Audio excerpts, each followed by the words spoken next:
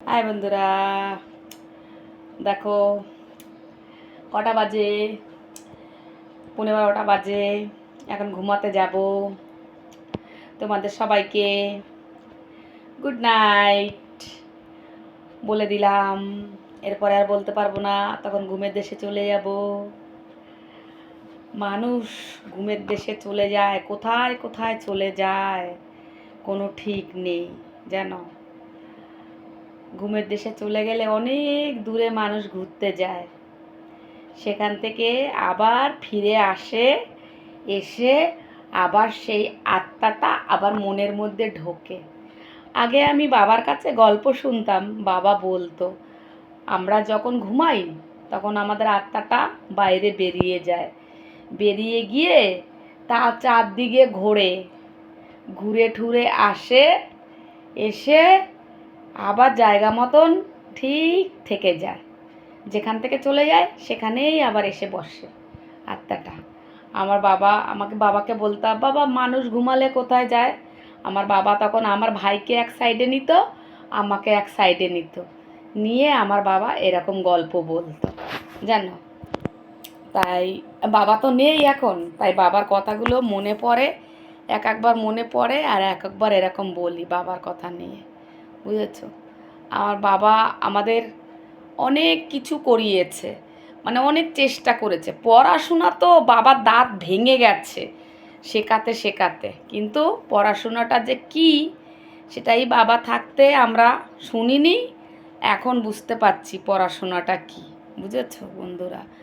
তাই কোনো রকম একটু নামটা সই করতে পারি সেরকম পড়াশোনা করেছি, তাও কিলিয়ে মেরে গুতিয়ে তারপরে ওইটুকানি করিয়েছে।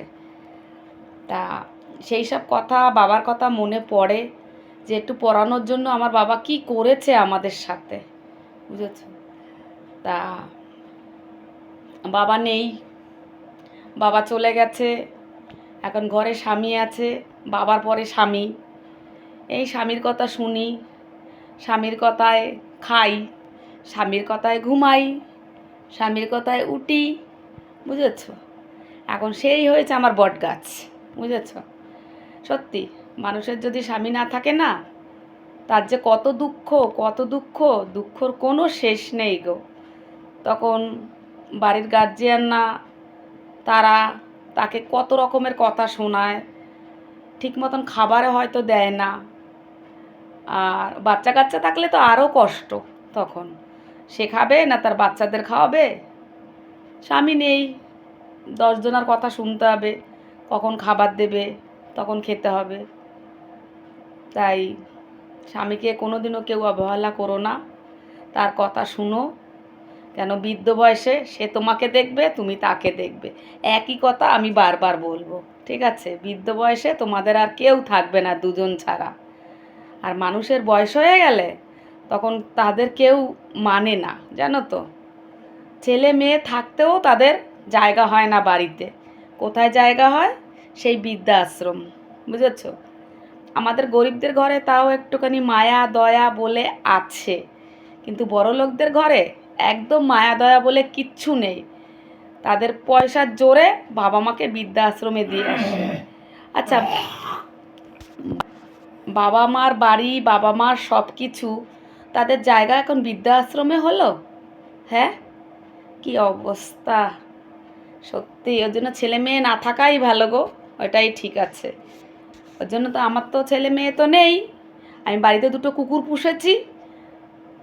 ওরা বেইমানি করবে না, ওরা করছেও না বেইমানি, আমাকে 5বার সাপের হাত থেকে বাঁচিয়েছে। বর্ষাকালে সাপ ঢোকে, সেই সাপগুলোকে তাড়া করে মারে। চলো আর কি বলবো, অনেক কথা বলে ফেলে দিয়েছি, টাটা।